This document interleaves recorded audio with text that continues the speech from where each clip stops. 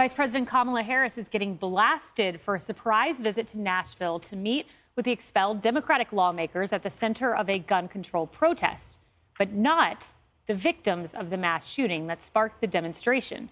Here's Harris praising the lawmakers in a fiery speech.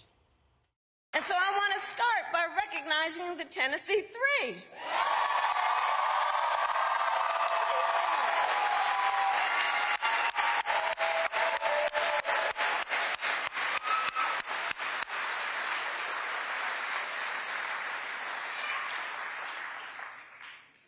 We are here because they and their colleagues, the Democratic caucus of the state legislature, and I'd ask you to stand as well, please.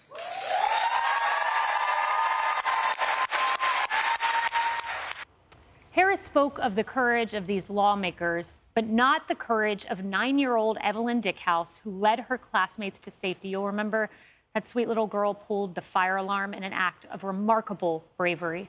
Or of Catherine Kuntz, who ran into gunfire to protect her students. You'll remember she left a Zoom meeting, the head of the school, and ran towards the gunfire to protect her students. Harris chose to hug and congratulate the expelled lawmakers instead of hugging and consoling the families of these victims. You know, Brian, when you go to a place of national tragedy, you go as empathizer in chief when you are the president. Same holds true of the vice president, but she goes instead and makes this speech about lawmakers. Evidently, she scrambled the whole staff and said, I got to go. I want to go down there and be a part of this. And we're still waiting for him to show up at the train derailment. We know about the toxic situation in Palestine, Ohio. And then we see the president of the United States doesn't go at all to Nashville for the shooting. Nobody talks about the shooter, the drugs that shooter might have been on, the therapy sessions, and what the therapist might know. The parents, this kid, 26 years old, stays in her room and has 7 guns. No one's talking about the background check, the gun stores. Nobody talks about anything. Next thing you know, we're just talking about blacks and whites and Jim Crow and segregation in 1860. I'm thinking to myself, how did this get so derailed? And since when is it okay to storm into a Capitol building, take it over, scream expletives, and then as a lawmaker grab bullhorns and go ahead and fuel the fire? I just think I'm not sure expulsion was the right way.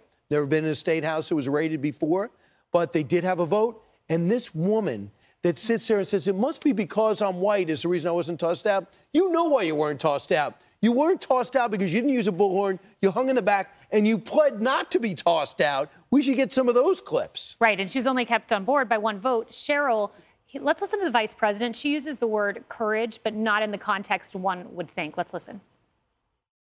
Because they chose to show courage in the face of an extreme tragedy, which is that 11 days ago, 6 people, 3 educators, and 3 babies, 9 years old, were murdered senselessly due to gun violence.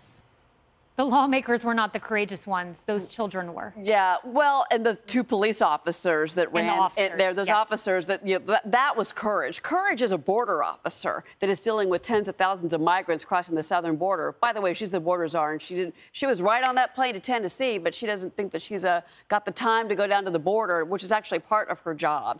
And this kind of goes back to what I mentioned at the top of the show as we're following all these breaking developments out of Louisville, is that they are so quick to politicize this, to make it about the message they want to get out there. It is about, gun control. We need to have this argument again. And by the way, the Justins, the 2 lawmakers, they had no problem making the rounds yesterday morning, especially on Meet the Press, to talk about themselves. They did not mention the victims in Nashville. They did not mention the police officers. What about the manifesto?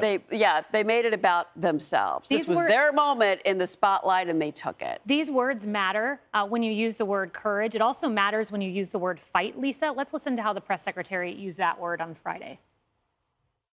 LGBTQI+ kids are resilient. They are fierce. They fight back. They're not going anywhere. And we have their back. This administration has their back.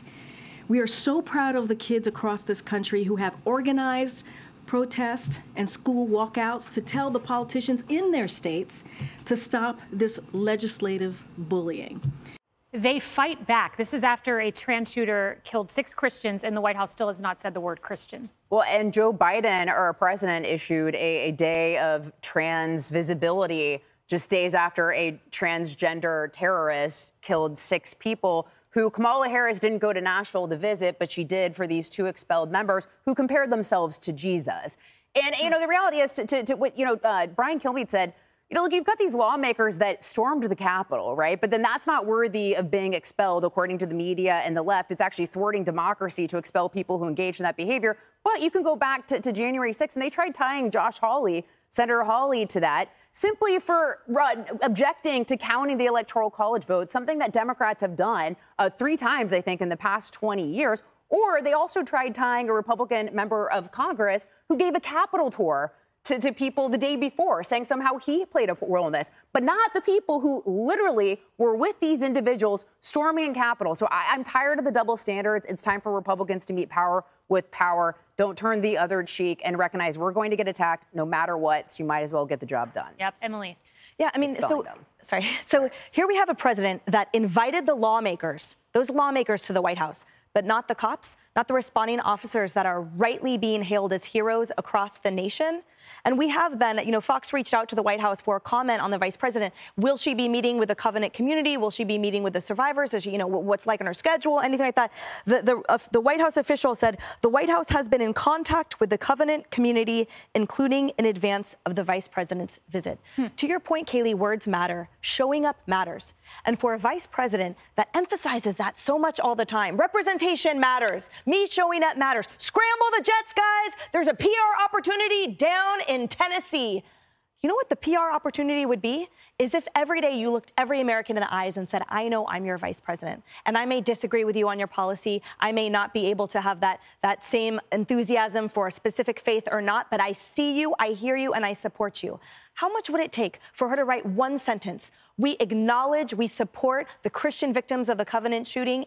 Our hearts are broken along with that community. That's all it takes. But instead, she's too busy cutting sound bites for her campaign for presidency. Yep, and First Lady Jill Biden, we know she attended a vigil. That would have been a much better choice on the part of our vice president as well. Hey, everyone. I'm Emily Campagno. Catch me and my co-hosts Harris Faulkner and Kaylee McEnany on Outnumbered every weekday at 12 p.m. Eastern, or set your DVR.